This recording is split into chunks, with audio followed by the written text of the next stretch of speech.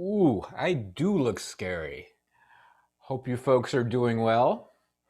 I thought since we were talking about face perception, I'd still be a scary face. This is cool. This is like mirror, mirror on the wall. Um, so, uh, yeah, hope you folks are doing well. Hope you had a nice break. Hope you were able to spend some time with family or at least communicate with family. I know it wasn't a Thanksgiving like we're used to, but hey, I'm sure you folks tried to make the best of it. You know what I heard today? Even though I'm big and scary, I'm going to say this good news to you. I heard that they are expecting most of us to be vaccinated by June, which would be absolutely amazing, wouldn't it? I mean, it could mean that we'll have a normal summer if most of us are actually vaccinated by June. That would be wonderful. Anyway, we'll get through this. I know this is actually a very difficult time. The numbers, the COVID numbers are way up, so hopefully you're being more careful than you've ever been. We just need to get through this and things will be better. I am looking forward to the fall when I'm walking across campus and you can run up to me and say, Rosenblum, that was the strangest course I've ever taken. You're the strangest professor I've ever had. And it's nice to meet you in person because it will be wonderful to meet you folks in person. So let's just all keep our eye on that, on summer and fall being back to normal. Okay, so we took a test, so let's go ahead and talk a little bit about that. What I'm going to do, however, is get away from this scary thing and put ourselves back into normal video mode. And there we go. Yeah, there I am. Hi, everybody. So, by the way, this little roller coaster thing is fun, this background, but if it is too distracting, let me know. You know, I thought it might be a little distracting because I thought people like to have the kind of, you know, the quieter ones, but a lot of people like this. Okay, does that look real? All right, anyway, if it gets distracting, let me know. A lot of people seem to like this, though. They like all the kind of action in the background, and when I make the picture small, that will help, I'm sure. Anyway, a quick note about the exam that you've all taken. You did great. You actually did better on this exam than you did on the first exam. I don't think I've ever had a mean score of 84% correct in any time I've taught a large class like this. So you guys did great. Of course, yeah, it was open book and all that stuff, but you folks aced it. I posted the rough grade range, and again, just to let you know, we're not assigning letter grades now. What we do is we take all the scores together, see how everyone else did at the end of the quarter, and then we assign letter grades, including the pluses and minuses on the B's and A's and all that sort of stuff. But what you have now is just a way to give you an idea of how you're doing just generally. So don't assume we've applied a letter grade. We absolutely have not. Okay? So, let's see, there's questions, unsurprisingly. Final is that during the final week. Oh, for those of you that are graduating this year, I'm going to miss you. You know, we'll hopefully come back to campus and visit or something like that. Be nice to see you. Okay, not sure what faith. The curve is there, folks. You know, that's just to give you a sense. So when, you know, what I mean by curve here is that the grade range that is there is a rough idea of what type of grade you'll get if you continue to do that well. If you want to do better in the class, then you want to boost it up, of course. But, you know, when people do this well on a test, you know, tests are usually designed to, you know, end up with an average somewhere between 75 and 80% correct.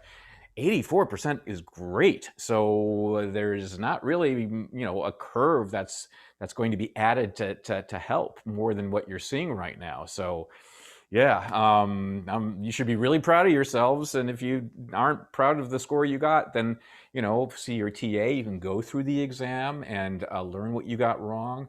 Oh, I need you folks to tell me something. Just put it in the chat. I believe that there absolutely is a way for you to look at the exam now and see which questions you got wrong and what the correct answers are. Has anybody tried that with either the first exam or the second exam? Just go ahead and respond in chat. They both work. Okay, Roya says they both work. Yes, people are getting it to work. The way I am able to do it to see your grades and which exam questions you got right and incorrect, is to go to the grade book or whatever it's called, and click on a score, and you click next to your score, and you're given some choices like details, and then you go to details, and it says something like, I can't view exam or something like that, and then it lists everything you got right or wrong. Is that in fact how you folks do it?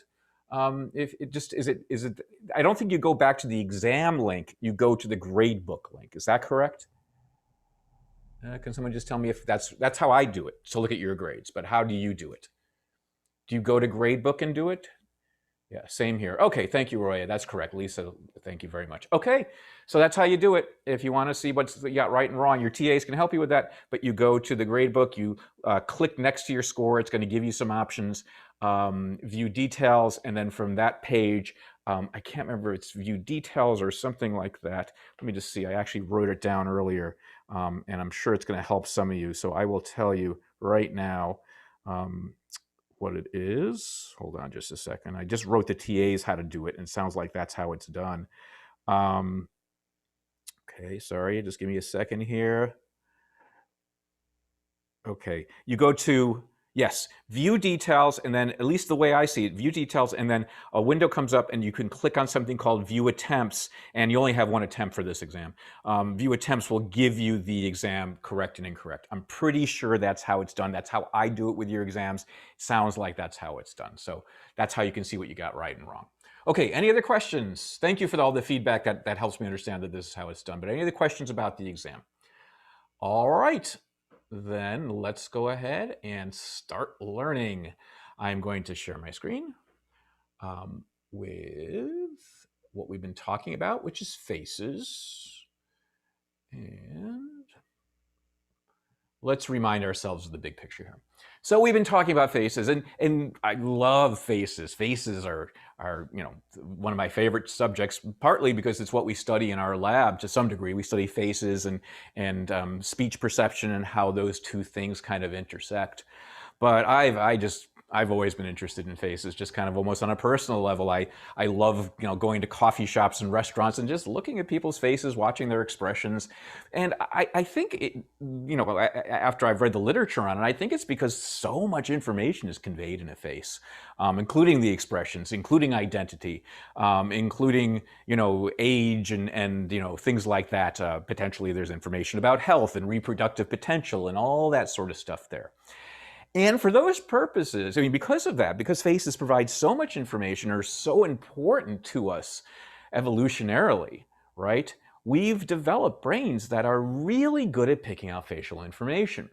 And we talked about some of the ways that happens with regard to seeing faces that are presented so quickly to us in an experiment that we don't even know that there's something on the screen, let alone that we're looking at a face.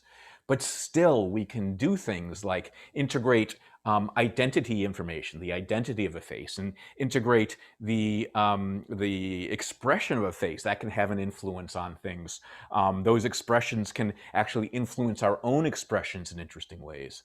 And so the point kind of I'm building here is that we have a brain that is exquisitely sensitive to faces. Oh yeah, the whole uncanny valley thing too, by the way. Oh, and my kids and I were talking about uncanny valley. They mentioned some things that they think in fact did kind of address the problem nicely, but that's for another time. But anyway, all that stuff suggests that we have brains that are really nicely designed to pick out facial information.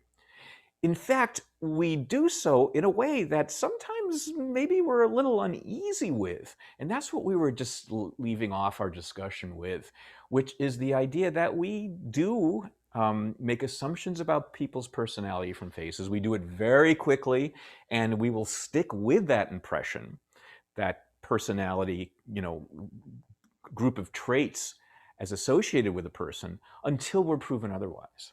Okay, so our impressions are formed very quickly, 1/10 of a second, and we stick with them usually until we learn something else about the person, which hopefully we will. And then we made the claim, and we have to be careful about this because there's always exceptions. We can always think of exceptions. But we made the claim that to some degree, we're not bad at what our assumptions are telling us about a person based on their face. Now, again, I got to be very careful here because I don't want to, suggest that you can go out and judge a person's personality purely by looking at their face by any means. No, no, no, no, no. But the degree to which we do it, we're sometimes pretty good. Okay, so why might that be the case? Right. So you look at these faces that are of these women here in this slide, and we can make some judgment about possibly which one had an easier life, which one has a more gregarious disposition, right? Okay, whether we're right or wrong, we do this, right? And again, sometimes we are right. And when we're right, what kind of causes that? And then we talked about these two possibilities, which aren't, I don't think, mutually exclusive. It could be both these possibilities. One is that, when someone is young, they have a face of a certain type, and depending on what their face kind of projects, both in their kind of neutral face expressions and their happy and sad facial expressions, people treat them differently to some degree based on their facial expression. Strangers kind of treat people differently, especially based on, kind of facial characteristics. And based on being treated in certain ways, we could then learn to kind of grow into the faces that we kind of convey to people. If we, have sad eyes, and some people are just kind of born that way, they have sad eyes, maybe we're treated a little bit more as a sad person. And through time, then, as we develop over our childhood and teenage years, if people, especially strangers, are treating us that way a little bit, that might become a piece of our personality. It doesn't have to be, and it might just be a small piece of our personality. And these things can be overcome by expressions and things like that. But that could be one of the reasons that perceptually we're not terrible at judging personality from looking at faces. Okay. The other thing that might be true of faces, especially elderly faces, is this idea of expressive habits. And what expressive habits suggests is that basically our faces are muscles. They're muscles covered with skin. And like the muscles in our arms and our legs, they can be exercised. So when we look at a face and we look at its structure, we are seeing the kind of differential exercise the muscles underneath have gotten. If in fact these muscles have done a lot of smiling, that will be something that's in the facial structure. And if these muscles instead have done a lot of frowning, that will be something in the facial structure. It's just like, looking at, these bodybuilders like Arnold Schwarzenegger, who kind of builds up their muscles. If you just look at him without him lifting weight, you can see he's got this huge muscle, and that's from experience. The same thing is true of faces. And then when you kind of add on to that elderly faces, like the ones we're looking at here, it's not just the muscles that change, but it's the skin that changes. And so, if people have lots of laugh lines, like, these kind of things that we see around the mouth and around the eye, and you notice them, then you make certain assumptions about personality based on seeing very pronounced laugh lines. Sometimes the worry lines are considered to be here. Like if you worry a lot, you knit your brow like this a little bit, then we see wrinkles there. We assume something about the person maybe as a worrier and judge their characteristics, their personality characteristics in that manner. And this has been shown to work with these elderly faces. Again, we're not bad at judging at least certain characteristics of these elderly individuals based on photographs. And again, these are experiments where, first pictures are taken of these people, and sometimes they're taken of the people smiling and frowning, and sometimes in neutral expressions. And then after all those photos are taken, they're asked to perform a questionnaire that tells us something about their personalities. It's a very simple questionnaire called the Big Five. Don't worry about those details, but for those of you that are familiar with it, that's the sort of questionnaire that's used. And it tells people, it tells the scientists something about the individual's gregariousness, their openness to new experiences, those sort of things. And what you find is, based on those characteristics, perceivers who are just looking at these faces, whether they are the faces that are showing expression or the faces that are neutral in expression, people can judge true qualities of these individuals better than chance, at least. Again, we're not perfect. We're all thinking of, individuals who maybe show a sad face but are actually very, very happy and cheerful inside or something like that. We all have examples like that in our lives. That's fine. But when you look at kind of the big trends, we're not terrible at it. And if you think that's impressive, I got a little demonstration for you. I think this is going to work because we're not going to use elderly faces now. We're going to use young faces, and you're going to see that the faces you're going to be shown are very similar to each other. There are subtle differences in these faces. Okay, I'd like to do this little demonstration with you. And if you've got a piece of paper handy with a pen, or you just want to maybe write down on your computer what your responses are to this little demonstration, that would be helpful. You don't have to give me the responses, just see how you did yourself. So I'm going to show you pairs of faces and ask you which of the pair best is characterized by, characterized by the adjectives you see. Very simple. For example, this one. Oops, sorry. This one. Which of these two faces is most agreeable? Is it the person on the left or the person on the right? And I know they're very similar looking people, right? The faces are very similar. But is it the person on the left or the person on the right would you say is more agreeable? And just write down L or R somewhere. We put it in your computer. It's okay. Don't worry about it. It's just for your own kind of tallying. Which of these two people is more conscientious? The person on the left or the person on the right? Okay. Make a note of that. Which of these two people are more extroverted? The person on the left or the person on the right?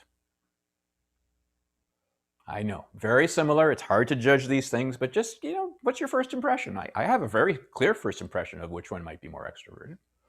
Okay, just make a note of that. Which of these two is more neurotic, the person on the left or the person on the right?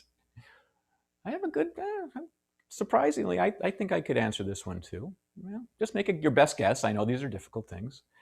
And next, which of the two people would you say is likely more adventurous? The person on the left or the person on the right? Man, these are really similar, and I think these are hard to judge, but more adventurous, I think I could probably make a guess here. And then finally, this was actually a separate experiment, but also done in an experiment. Which of these two individuals would you think might be more open to casual sex? That was a question in the experiment. I know it's a little awkward, but I thought I would include that one too because it was a question in another experiment. Is it the person on the left or the person on the right? Okay, hey, I see people answering in the chat. How fun. Let's see if how you did here. Yeah. I see many, many more lefts than I see rights here. Interesting. Many more lefts.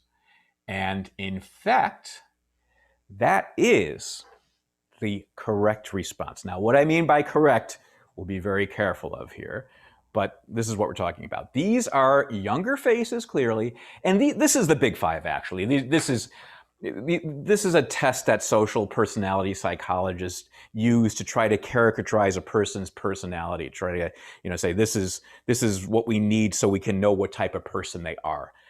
I don't know very much about this. I'm a perceptual psychologist, not a social psychologist, but it's very often used like this, and it doesn't take much to find out where people kind of line up on these scales of agreeableness and conscientiousness and neuroticism and open to new experiences. And there is this other thing too, of course, is the sexual openness.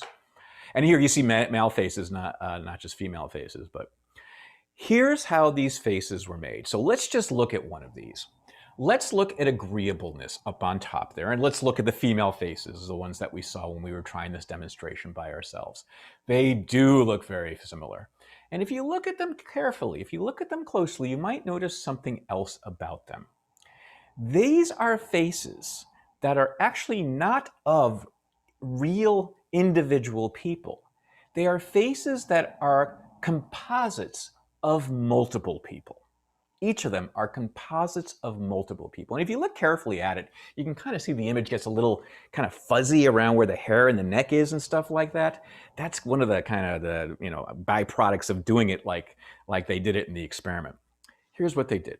So clever. They took a group of 100 people, say, and they gave them the questionnaire. And then they based on the questionnaire, which asks a lot of questions about each of these different characteristics, they found the 10 people that were most agreeable, most willing to compromise, most willing to go along with the group, that sort of stuff. And the 10 people that were least agreeable, the ones that said, oh no, I'm a very independent thinker, I will never go along with the group, that sort of stuff. That's kind of what we mean by agreeable here. And so based on the questionnaires, that's the personality questionnaires, they now have the 10 most agreeable people and the 10 least agreeable people. And then what they do is a very kind of cool image creation technique where they take those 10 most agreeable faces and they kind of superimpose them on each other so that the eyes line up and the mouths kind of line up and the noses line up and the shape of the head lines up. And these are, of course, are all women. And when they take the pictures, they try to be very kind of consistent with how where the face is and the frame and all that stuff. So it's easy to superimpose them. But they take the 10 most agreeable people and their faces are superimposed to make this composite face. And then they take the 10 least agreeable folks and they take their faces and they superimpose them to make kind of a composite of the least agreeable face. And that's what you're seeing for each of these comparisons. And on the left, okay, you're seeing the one that is highest in that particular dimension. Okay, so just to be clear on this person here is a composite of 10 people who rated most agreeable in this scale and the 10 people who rated the least agreeable in this scale. This is the face that is a composite of the 10 faces of the people that were most conscientious. This is the face of the 10 most least conscientious people. And it goes on and on like this. So here's the composite face of 10 people who rated most neurotic. And here's the image of the 10 people who are rated least neurotic based on their own kind of ratings.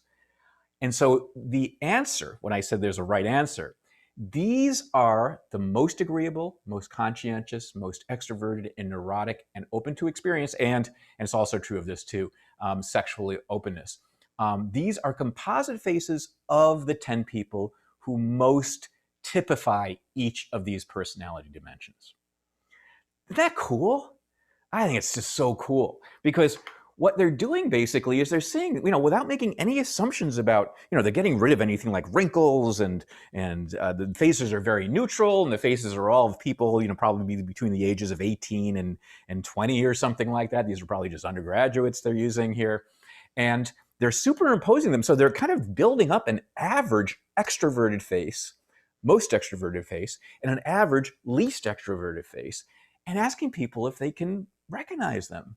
And at least for female faces, whether it's men judging the female faces or women judging the female faces, people could do this. They could do it better than chance levels. I mean, I remember reading this back, when I was writing the book and saying, that is just amazing.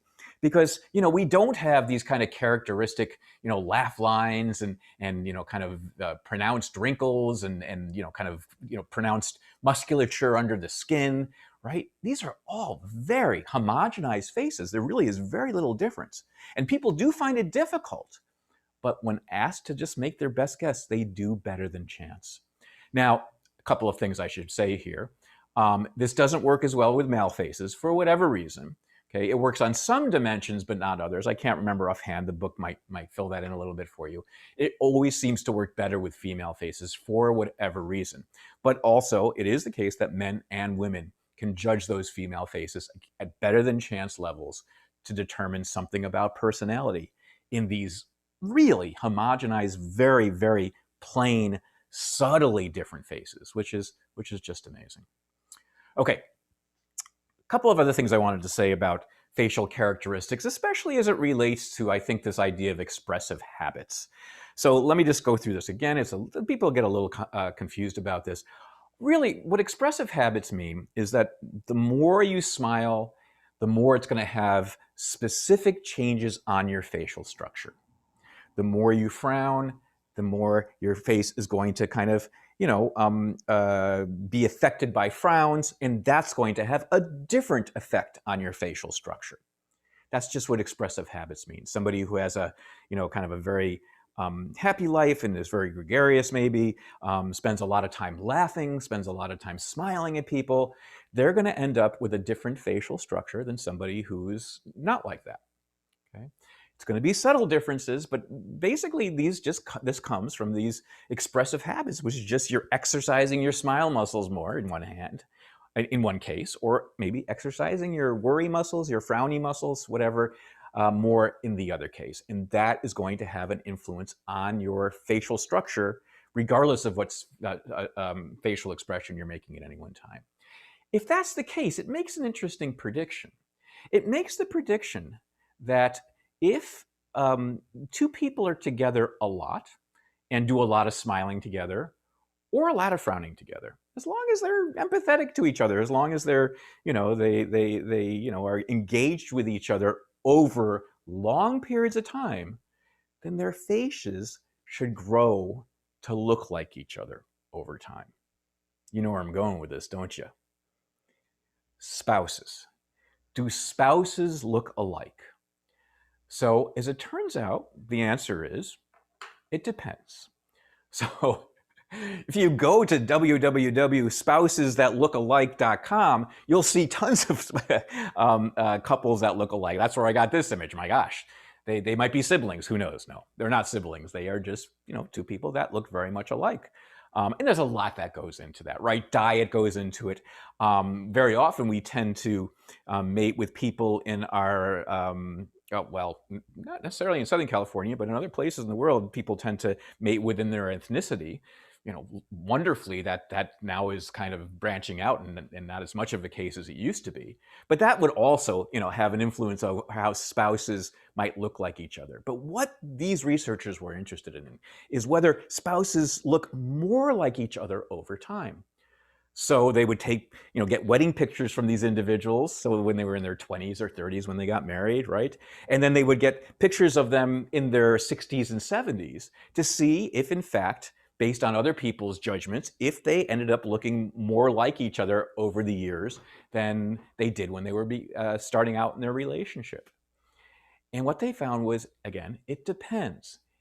What they then did is they asked questions of these couples in terms of their empathy. Okay, so how much empathy do you have in your relationship? They would be asked. When you're both happy, do you share that happiness? Do you come home and kind of tell each other happy things that happened to you that day? Yeah. Do you come home and share stresses and challenges and sadness with each other? If someone loses somebody in their in their family, is that something that you share and you empathize and you support each other on? Yeah. If you have that type of relationship, chances are you're going to look more like each other over time than you did in the beginning. That you'll look more like each other in older age than you did when you were first married, regardless of how much you look like your spouse when you were first married, right? So if it's an empathic relationship, if it is something, if people share their emotions with each other, which means they're going to share likely their expressions with each other, and that increases the likelihood that people will look similar over time. What's going on? Well, potentially, at least part of it, what's going on is that they are sharing their expressive habits. Okay? A lot of happiness in their life, a lot of time spent with family and friends and happy things and all that sort of stuff. That's going to structure their faces in the same way over time, so they end up looking more alike, later in life. Which is just amazing. I guess it's a really interesting thing. I mean, I'm sure that some of you have looked at your parents and thought, they kind of do look alike in some weird ways. I mean, certainly not in the, if you were to describe them as just, having different traits. Maybe you have a tall dad and a short mom, or vice versa. Whatever, you might not, notice it right away. But if you then kind of look at their expressions a little bit, and especially maybe your grandparents, you look at your grandparents' expressions and how they look over time, maybe they kind of do look alike.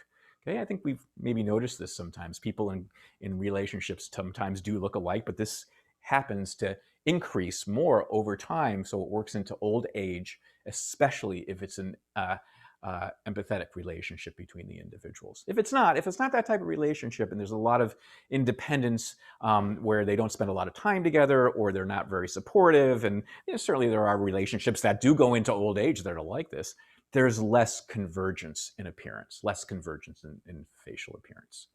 Okay? And then, of course, there's this. And I knew that some of you were thinking about this, right? I knew it. Because, I think maybe some of us look more like our pets than we do the other people in our family.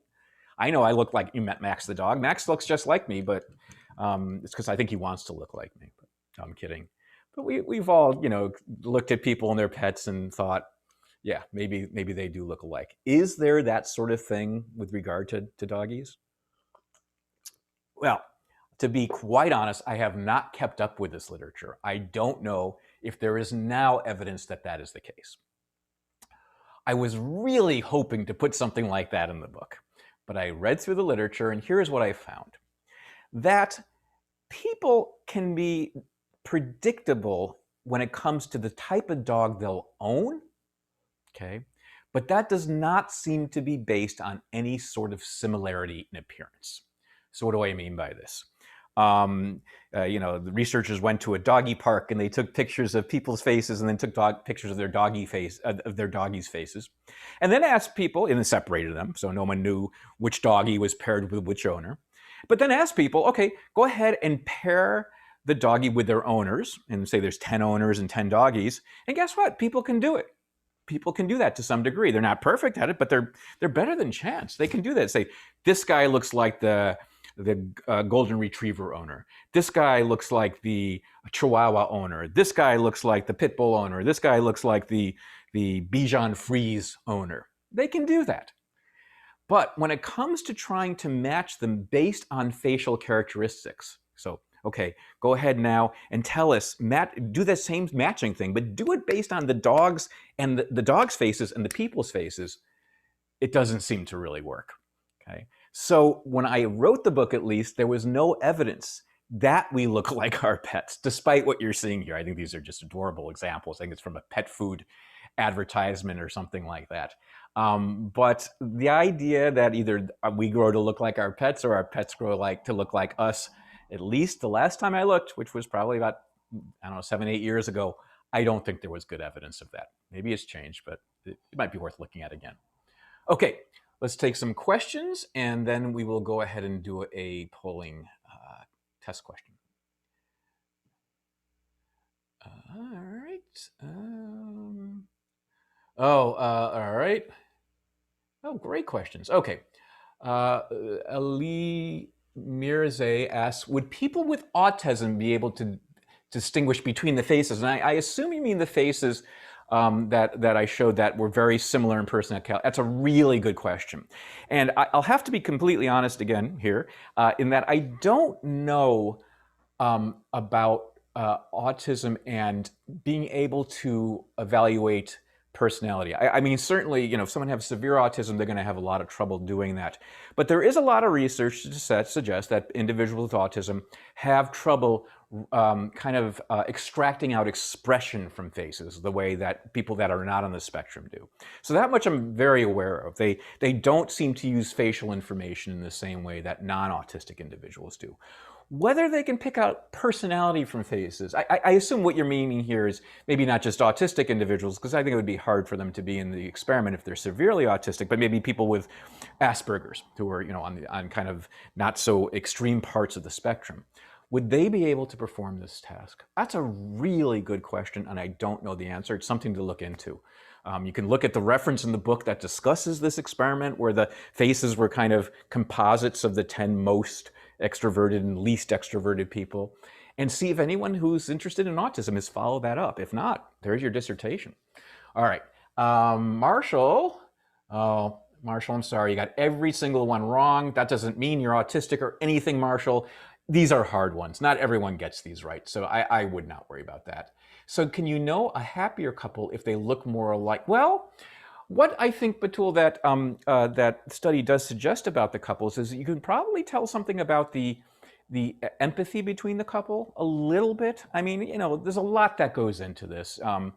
You know, certainly if diet plays a role in what happens to our appearance, certainly, and it plays a role in what happens to our facial structure and all that stuff, and our skin and everything. If one person in the couple is a vegetarian and the other one's like a big time meat eater, they're going to look different based on their dietary you know, habits. But what also does play a role, it seems, is the kind of sharing of expressive habits over time. So yeah, you might be able to tell something a little bit about a couple based on how much they have grown to look like each other. You know, based on where they started and if they've grown to look more like each other. Is that Boss Baby in the bottom right corner? Oh, is this Boss Baby? I don't know. I don't know who Boss Baby is. A wrestler or something like that. But he's got a great face, as does his doggy. You know, by the way, I don't think I think this was actually posed for an ad. I don't think necessarily that these are the owners of these dogs. I just thought it was a very kind of cute image. Okay, any other questions about this before we do our polling question? All right, let's do that. Okay, what do we got here? Oh, yes, this is something we learned last class. So it's about what happens when we see a smiling face. So we learned about this when we were discussing facial expression. So I'll read it for you first. When you see a smiling face, A, your emotions could very slightly be changed. Your emotions could be very slightly changed. That's okay, so I wrote it right. Your emotions could be very slightly changed when you see a smiling face.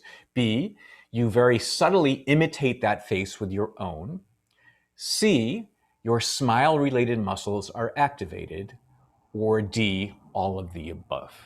Okay, go ahead and answer that. Again, it doesn't mean anything, so answer whatever you want, and then we'll talk about the correct answer and why.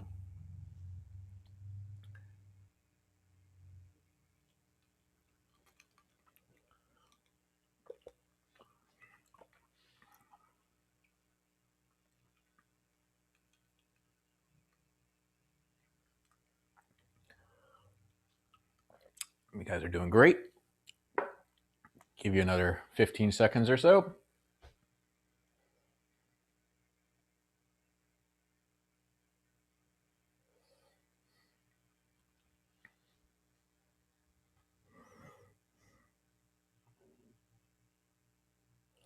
Too darn easy, if you ask me. Okay, that should do it. Again, we just needed this to learn from the question.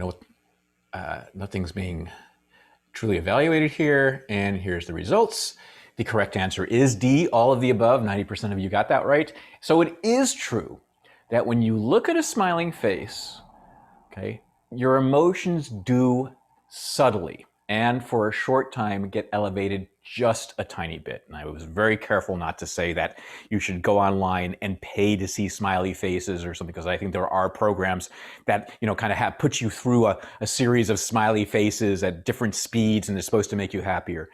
I don't think that that sort of thing will last that long or make you really much happier than you normally would be. So don't invest in that. But yeah, you do see small but measurable, you know, elevations in mood for very short periods of time when you see a smiley face. What else? You do subtly imitate that face with your own. So that's exactly what we're talking about. And, you know, also answer C is you do that subtle imitation by activating your smile-related muscles. So C is also true. So the answer is all of the above. But that imitation thing is going to be an important component of what we're going to be discussing after we're done talking about faces. We're going to be talking about imitation. And it turns out that the smile one, the kind of the facial expression one, whether we're imitating a smile or imitating a frown, even though it's subtle, is one that is kind of, you know, important in understanding what imitation is about. So we'll get back to that. But yes, the correct answer is all of the above. Terrific. Most of you got that. Very cinchy. All right. Looks like there's one more question here. And I'll just, yep, all these questions will be on the final. So all the questions we get from here on in, including the ones we got from the Tuesday's class, will all be on the final exam. Okay. Free questions. Okay. let's continue then and talk about what I'm going to label face-specific processes. So the fact that faces are such an important part of our kind of what I'll call the behavioral repertoire. It's just meaning that, faces are such an important stimulus in our everyday life, okay, that it does kind of shape this brain that is very sensitive to faces. And because of that kind of specialized process that goes in the brain, there are people who study faces that have identified aspects of face perception that hold for faces, but not other sorts of, visual stimuli. So that's what I'm asking here. Are there face-specific processes? And I'm going to kind of talk about this, some of the kind of very well-known findings that first support it, and then we'll kind of, be critical about that data a little bit, about those findings. Here's the first one. Now, by now, as you've been looking at this slide, you probably know who that image is of.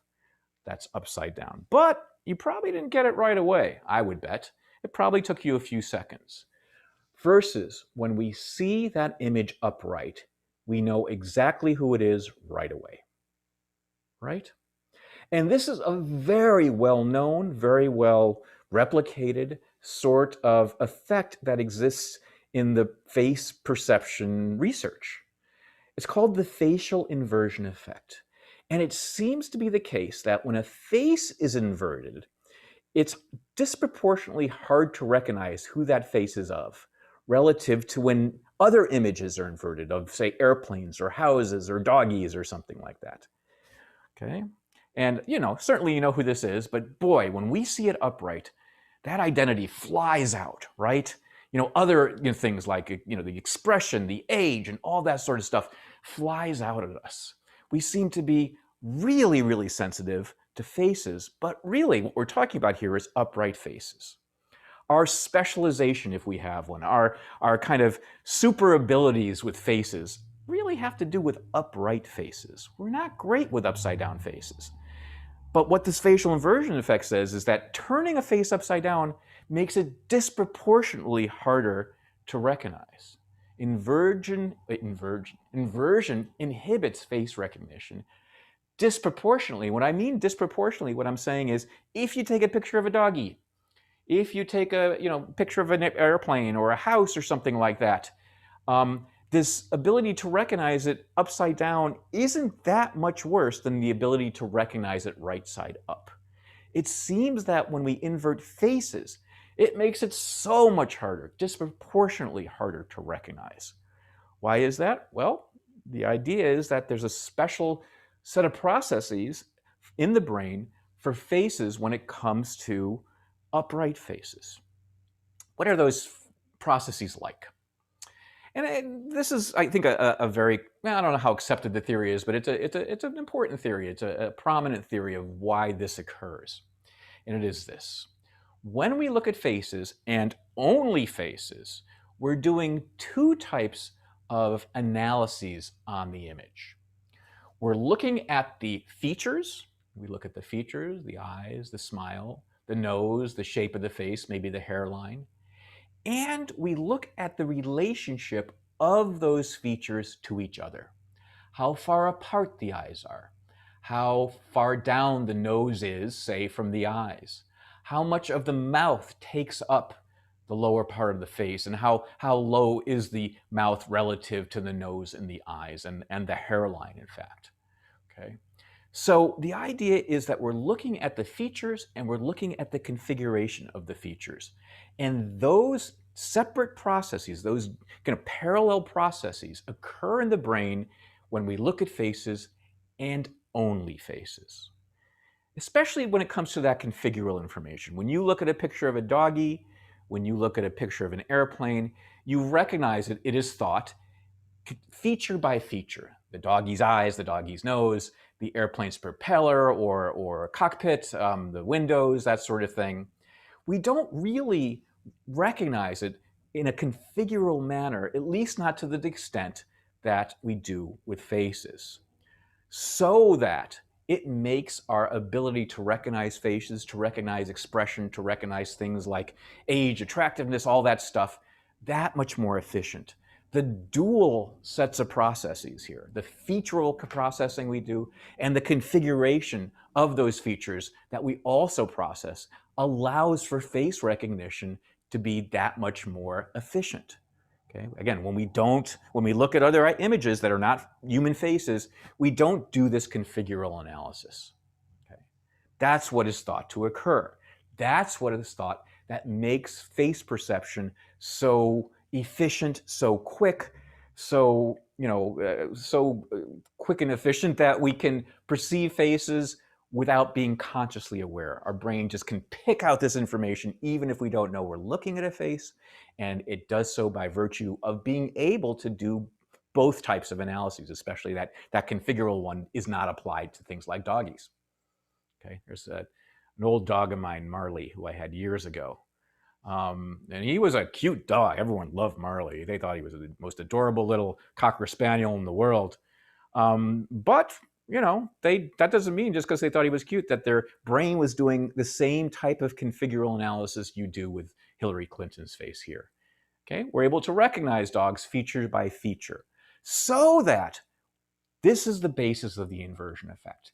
Because we can do that, that double analysis on an upright face, but when you invert the face, you no longer have the information that the eyes are so far above the nose, and the nose is so far above the mouth, and the mouth is so far above the chin.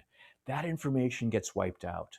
At that point, we're doing more of a kind of a featural sort of analysis to recognize faces, which is why it's so much harder. We're not having this extra, kind of set of processes that we apply to upright faces. So inversion is what is inhibiting the configural analysis, the ability to kind of recognize faces based on seeing where each of the features is configured relative to the other features. Okay, that's the idea. I got another great example of this, and it's very timely. You folks might not watch The Crown. I think I told you I was watching The Crown, and boy, for those of you that are aware of The Crown, even if you haven't watched it, this was a very controversial season because they don't make Prince Charles out to be a very appealing person, and even Princess Diana isn't made terribly appealing. So there's been a lot of controversy over this season. So The Crown's about as we talked about, The Crown's about the British monarchy. But who else plays a very important role in The Crown is a politician of that time. So in the 80s. And it was the Prime Minister of England in the 80s named Margaret Thatcher. And the effect I'm about to show you is called the Margaret Thatcher effect because that's the face that the scientists decided to use for the stimulus. You'll see it's kind of funny in its own way. So even if you don't know anything about Margaret Thatcher, you're probably going to remember her like this. So there's two pictures of Margaret Thatcher, and it's clearly upside down. It's an inverted face like Hillary Clinton's face was. And if I ask you, can you see differences in these faces? You say, yeah, it kind of looks like there's something going on with the mouth. I don't know, maybe the cheeks look a little different. Maybe the eyes are a little different. But what I'm going to do now is I'm going to re-invert these two faces so they are upright. And watch what happens. Whoa. This is the Margaret Thatcher effect. This is her legacy. She was a pretty controversial prime minister. This is her legacy in perceptual psychology, just because the scientists decided to use her face for this. It's a very famous effect. And clearly what's going on here is as soon as the image is shown upright, okay, as soon as it's shown upright, we are so aware of the distortions. And in this case, that distortion happens to be that the eyes and the mouth have actually been inverted in this upright image, which is, very striking now. So look how much easier it is to notice when the faces are upright than when they are upside down, right? It's as if, you can kind of make out there's something different here, but oh my gosh, this is scary. This is gruesome. This is eerie. This is kind of like an uncanny valley sort of, reaction. They're like, ugh, like that. And this is, again, considered to be evidence that our specialization is really for upright faces. Okay. where we really are able to, pick out these details, all the details that we've been discussing, right? So the uncanny valley, it's known that the uncanny valley, I should probably pull up an example of this.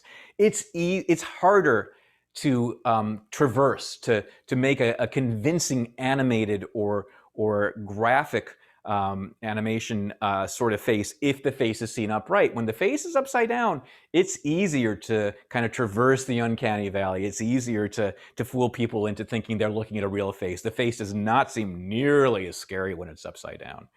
Our supersensitivity to faces is really a supersensitivity to upright faces, possibly because of the idea we're doing an analysis on the features as we recognize the face, and an analysis, a specialized analysis of the configurations between the features when we're looking at an upright face. Okay? So is this true? Are there no other types of stimuli that show these sort of effects? And the answer is no. It's not completely true. It's mostly true. But probably what we're looking at here is not just something specific to faces, but something specific to a class of images for which somebody has a ton of experience. I mean, a ton, and kind of elaborate experience. So my doggy Mac, no, that's not Max, I'm sorry, that's Marley. That was Marley the Cocker Spaniel. Okay, when I look at Marley the Cocker Spaniel's picture, I'm probably just doing a featural analysis, and I'm probably not much worse when he's shown to me upside down than when he's shown to me upright. Okay, I am not being benefited from the configural analysis I do with faces. However, Marley's breeder, and it was a farm that just kind of bred dogs on the side, but they had a lot of Cocker Spaniels there. Marley's breeder probably could do a configural analysis because that's what the research shows, that dog breeders, when looking at their own dogs' faces, actually show things like the inversion effect you're seeing there with Hillary Clinton's face, and the Margaret Thatcher effect you're seeing there with Margaret Thatcher's face. And it's kind of a very sophisticated specialty. It's not just looking at the pictures over and over and over again. This is interesting. It helps if you're looking at one dog and you know they have a relationship to another dog, because what your brain starts to do is kind of naturally look for the commonalities in the related doggies, because they're going to have features that are similar, because they're have a similar genetic makeup. And so being able to identify which dogs in your your breeding colony or whatever go with which dogs, right? Which ones were the siblings of which, and which ones were the parents of which, and all that sort of stuff, and then spending a lot of time around them, kind of allows you to build up this specialty that most of us only have for faces with dogs. So expert dog breeders, you guys see the dog show was just on over the holidays. It was they had the Westminster dog, I think it was the Westminster Dog Show without a crowd, right? Like all the sporting events are without a crowd. But I watched a little bit of it. It's pretty cute. Those breeders will definitely show the same sort of processes the rest of us show with faces. They have learned, essentially, as they become specialists with this doggy class of stimuli, okay, and it's basically the only with the breed they work with, they will show the same sorts of kind of processes. They'll use configural processes on the doggy's appearance, which is pretty amazing. And not only does that work with dog breeders, it also works with people who spend a great deal of time with any class of stimuli. So people that have to, do things like classify images of airplanes. So before, I said airplanes are kind of the common, kind of control that shows that we don't do it. If you are, in fact, somebody who does a lot of drafting of airplanes and knows a lot about the history of airplanes, and knows how, maybe the model of airplane has changed over time, people who design cars, the same sort of thing. If you've worked on the Prius for years, designing the Prius and the appearance of the Prius, and you know how that's kind of evolved over time, and how the Prius's appearance relates to, I don't know what's the other cars that are similar in Toyota's group. You have some sense of where everything kind of fits together and how the appearance has changed, and you've been looking at it a long time. Those folks show the same sort of processes. So these specialized processes, yes, they are for faces for pretty much all of us, but they are also for other classes of stimuli for individuals who have a great deal of expertise with that class of stimuli. Okay? So I have a little question mark next to this. There we go. Is this specific to faces? Well, it might not be as specific as we once thought. And I discussed that in the book. There's a history of this where we always thought that it was just for faces. But as time goes on, we're finding these sorts of specialized sort of processes, these configural processes, are also applying to stimuli for which people have a great deal of experience. Okay? Cool.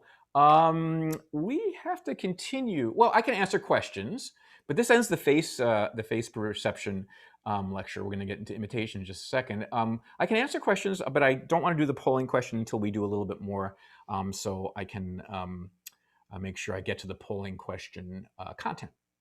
So what do we get here? Oh, if people are watching The Crown. Okay, cool. Thanks, Cecia. Let's see. Roya, you hate The Crown?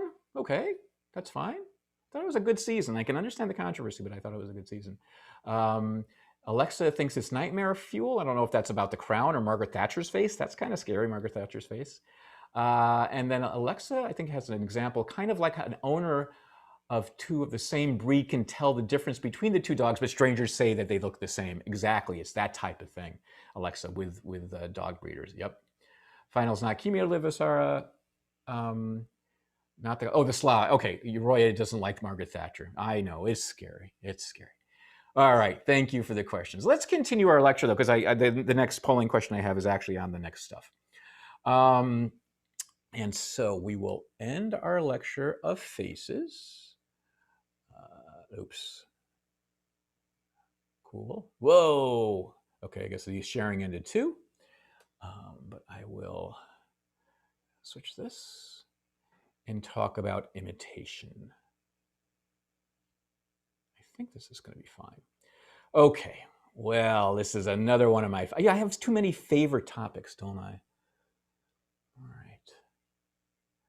Tiffany asked a question very quickly. So it is an explicit knowledge that relates to our efficiency and very good questions. That's a great question, Tiffany. So you're asking, when people go ahead and in a sense try, they're a dog breeder, an airplane designer, or a car designer are kind of going through the kind of learning of how to discriminate these things. It is almost like the explicit learning that's the wine connoisseur. It was Steve Poe. Is that the wine connoisseur? I can't remember his name now. But that he went through.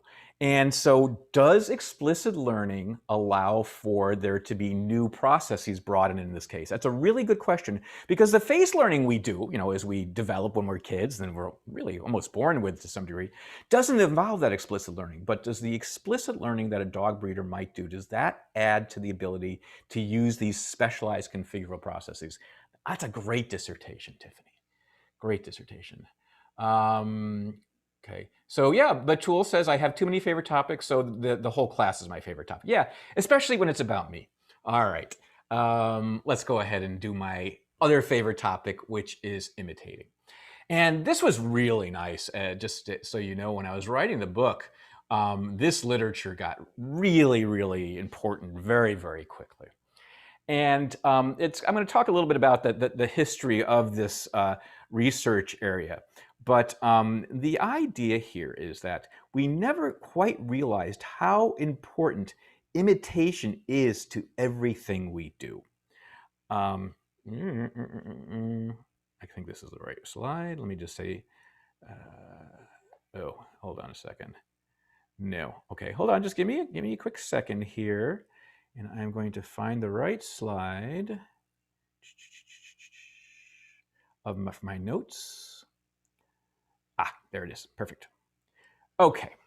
So as it turns out, we kind of always knew that people kind of imitate each other when it comes to body language. So you maybe notice yourself at a party standing the way somebody else is standing at the party, or maybe when somebody's kind of messing with their hair, you might find yourself kind of doing it by accident. Another great example, and this is actually something we're studying in the lab, is when you're talking with somebody who has an accent and you find yourself taking on that accent. We're actually doing a project right now on this. We think it's really interesting. We are aware of this. But the truth is that we are actually doing it all the time at usually a very subtle level. And it does things for us. Our imitation of each other benefits us in interesting ways. And that's what we're going to really be concentrating on, as well as, how this imitation occurs. Importantly, we're not talking about the, kind of rude imitation that you did with your sibling when you were a little kid, right? My boys used to do this. They would imitate each other in the car, and then they get in a fight, right, about, stop imitating me, all that sort of stuff. We're not talking about the mocking imitation, nor are we talking about the imitation that you see on Saturday Night Live of Trump or Biden or all that sort of thing. We're talking about kind of the inadvertent, unconscious imitation that is much more subtle than what we can usually realize. But we know this works, and you, in fact, have already, learned about this a little bit. You know that, in fact, we do imitate each other's facial expressions. And now we'll talk about the research on postures and speech a little bit. But that, as I said, this is an important thing to remember from the last, lecture about face perception. This kind of imitative expressions actually might play a role in how we perceive other people's expressions. You learned a little bit about that already. But let me talk a tiny bit about the history of this sort of research. And in some of the original research, what they did is they just took videos or films maybe in the old days of students interacting with professors in their office hours. And they would watch how these individuals would kind of, kind of take on each other's body language a little bit. If one person's crossing their legs, there's a likelihood the other person's going to be crossing their legs. If one person is using their hands a lot while they talk, then there's a good chance the other person will use their hands a lot versus, some professors kind of just sit there like this, all that sort of stuff. And they started observing that was something that certainly was occurring, even if the individuals themselves, the professors and the students, weren't typically aware of the fact that they were doing this. But what they also found was typically the more they were able to observe, so the students imitating professors in office hours, the more they were able to, the frequency which they were able to observe the imitation happening would be somewhat predictive of what the individuals thought of the report. So if you see a student and a professor kind of doing a lot of imitation, then it was likely that they would later rate their meeting as more successful, as them having a better rapport, as them liking each other more. These are subtle effects, right? Don't go and imitate your professors so they know you're imitating them. That's not going to work, I promise you. But it does turn out that this unconscious imitation in particular seems to help. It seems to help rapport in some interesting ways. That was some of the early research. Then they started becoming a little bit more consistent, or I guess careful in the research. It wasn't as observational. It involved what we call a confederate, where two people, where a person might think another person is, a subject in an experiment just like them. They actually are a part of the experiment themselves. Okay. By the way, let me get this term out here before I talk about those experiments. What I'm talking about here are chameleon effects. And a chameleon, what a chameleon changes its color to kind of blend in or to kind of fit in with its context. That's the idea here, that our body language, maybe our the way we're speaking, it changes depending on who we're interacting with. That's what's meant by a chameleon effect. Okay. Anyway, let me go back to the experiments. And actually, this image here of this individual is showing a kind of a portrayal of what these experiments are like. Okay, this is actually a famous actor that's doing this for a science show. His name is Alan Alda, but it is the exact same way it was done in the laboratory. So imagine, let's put ourselves in this. You arrive, I don't know if you've been in experiments in the department yet, probably not if most of you are freshmen, but you might. If you take intro psychology, you both arrive at the outside of the laboratory door at the same time. You're in Psych 1, the other person says they're in Psych 2, and you start making small talk before you go into the laboratory and do the experiment together. It's a normal thing you would do as you're waiting for an experiment to start. People are, kind of generally friendly in that context.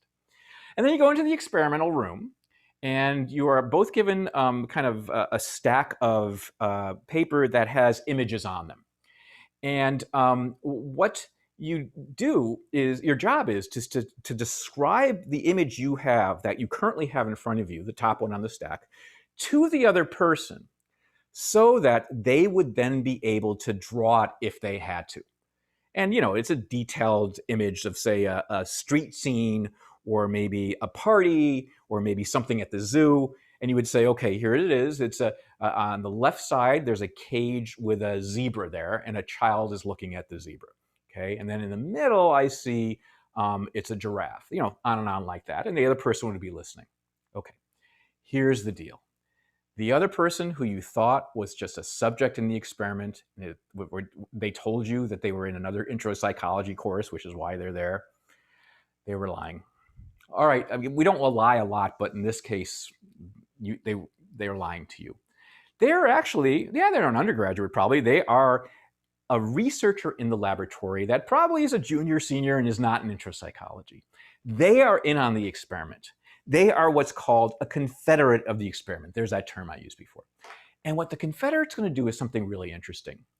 They are going to, as they're listening and as they're then describing their pictures, do one of two behaviors. Either shake their foot. Oh, it's hard to see that, but imagine, here's my foot. And sometimes when you're sitting on a chair and you're kind of getting a little restless, you'll do this kind of foot shaking thing. Or maybe it's, it's like this, restless leg syndrome, right? And you just do it subtly, right? Or if you're in another group of confederates for the experiment, you might rub your face like this sort of thing. Okay, so you're telling me there's a giraffe in one of the pictures, or, okay, so my picture is a party scene, and I can see that there are people holding wine glasses, that sort of thing, and they're rubbing their face. And the question is, as those individuals perform one of those two behaviors, does the real subject, the subject that has no idea what the experiment is about and doesn't know that there's a confederate there, okay, do they actually imitate those behaviors? And the answer is absolutely yes. They will do that. And they will do it unconsciously. Okay, so, as the confederate's rubbing their face and stops, then the other person speaks, the real subject, they will rub their face a little bit too. And it's certainly not going to be quite as much probably as face rubbing, and it's going to be a little delayed. But then after they're done, they are completely interviewed, and they're told, this really wasn't about being able to describe pictures. This was about whether you were going to imitate the other person's body language. And in fact, the other person was part of the experiment. Okay, so you're told everything. Do you know that you did imitate them a little bit? No, I did not imitate them. I was just doing exactly what I was told. And I was just, describing the pictures and trying to remember what was being described to me. No, you did some face rubbing. No, I didn't do any face rubbing. They would have no idea they were doing this imitation. And that's going to be a really important component of most of what we're going to be talking about with regard to imitation. Most of the imitation we're talking about works at an unconscious level. And in fact, it pretty much has to work at an unconscious level to allow for the benefits of imitation that we're going to see. All right. One other thing that's imitated, it's not just the face rubbing if the other person was face rubbing, or the foot shaking if the other person was foot shaking. It's how quickly the other person does it that's also imitated, the speed of the action. So if the person that's a confederate is told, okay, go ahead and rub your face, let's see if they imitate it, and they do a lot of slow face rubbing, okay, then the other person's face rubbing will be slow. If, on the other hand, they just, okay, you have to do your face rubbing for this one, they do this sort of thing, the other person will also rub their face more quickly. And again, that other person, the real subject, has no conscious awareness of this happening, okay? And this is the sort of thing that we'll be talking about throughout, the unconscious aspects of this. And it's going to be, kind of really interesting nuances of the behaviors that are going to be imitated.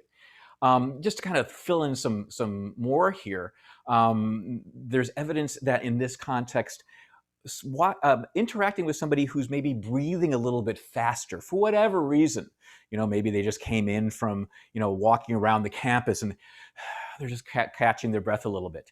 That will be imitated. And in fact, you can even induce this sort of thing, this imitation thing, by having people watch a person exercising, say on a treadmill or a bike machine or a rowing machine or something like that, and they can hear the person breathing.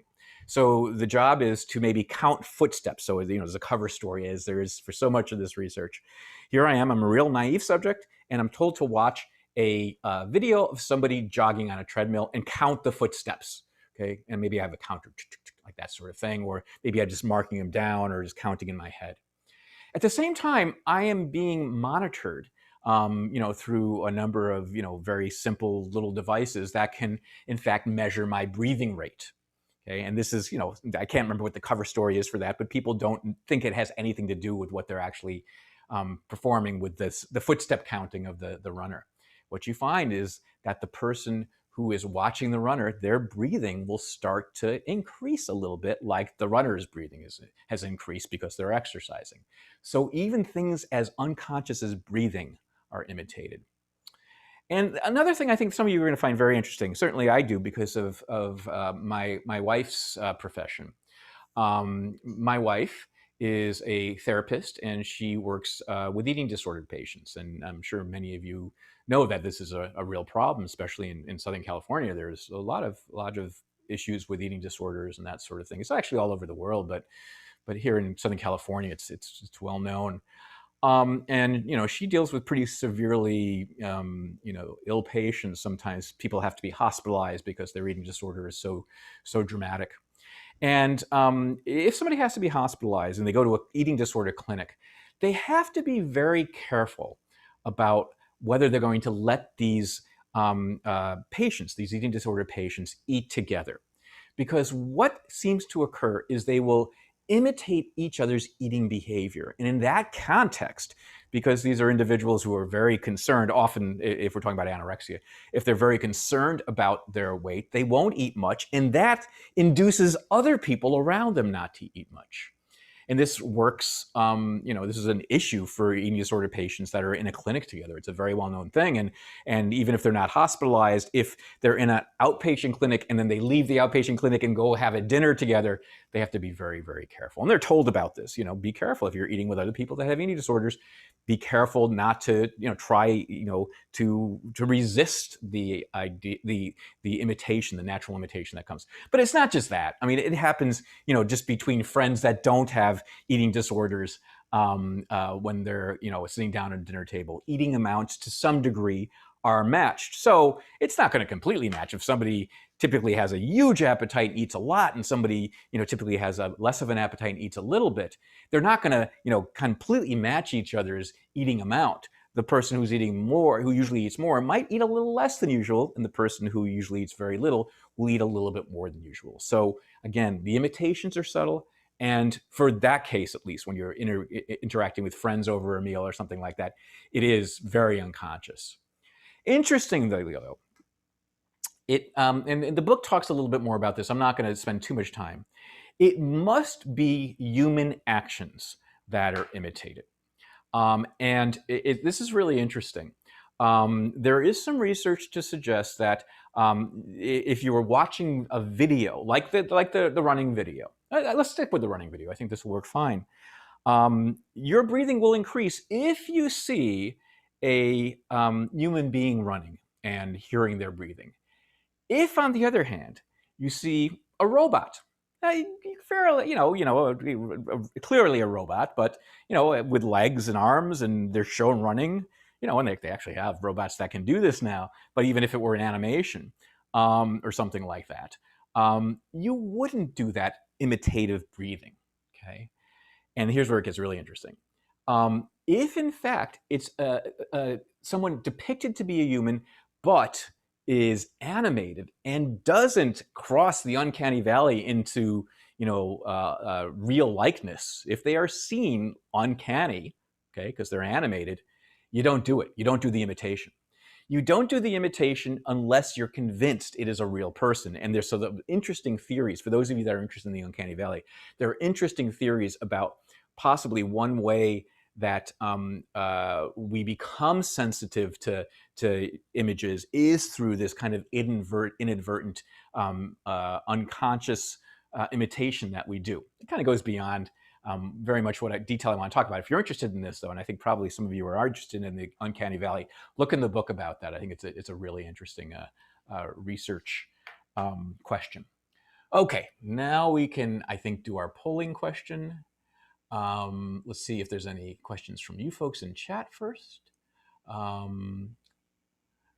Okay, David Hook says, reminds me of the mimicking of Old Sport from Gatsby. Right. They would call each other Old Sport, and after a while, they kind of, I think the two friends adopted it, right? So was it Tobey Maguire and I can't remember who it is. So it's certainly Leonardo DiCaprio in the newer version of Gatsby, and is it Tobey Maguire, whatever, the other actor, and they start calling each other Old Sport back and forth. Yeah, that's nice. They kind of adopt each other's nicknames for each other. Yeah, it's a nice example. Batul says, in AP Psych, I studied this one research on the chameleon effect. It was people in the doctor's office who came in for their normal report, and there was already the Confederate person there. That person touched their face every time someone entered the room, and then the people in the room started to do the same thing. That's great. That's a great example, Batul. Thank you very much for that. That's exactly what that was trying to portray. Thanks for that. That's great. Janelle says, would this be the explanation for yawning? And the answer I'm going to give you now is yes. It turns out to be a little bit more complicated than that, but I think what we know of as contagious yawning is very much related to this. We're going to get a little into more detail on this later. I think you're going to find it very interesting. Okay, but let's make sure we can get a polling question in really quickly. All right. And yes. Oh, okay. This is on facial aversion, so I guess I could have given you the polling question before. That's okay. I'm going to talk about the facial inversion effects. Okay. So facial inversion effects, A, suggest that we use both configural and featural information to perceive faces. B, show that inverting a face makes it disproportionately harder to recognize. C, shows that inverting a face makes it disproportionately easier to recognize. Or D, both A and B. I'll go ahead and launch that. You can work on it, and then we'll talk about it in the last few minutes of class. Take your time and read it.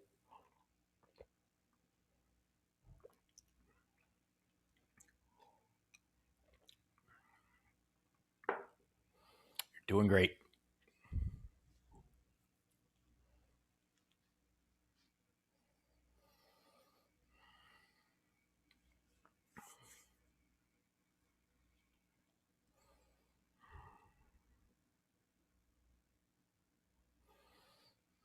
Okay, another 10 seconds, and then we'll go through the question. This, of course, will be on the final.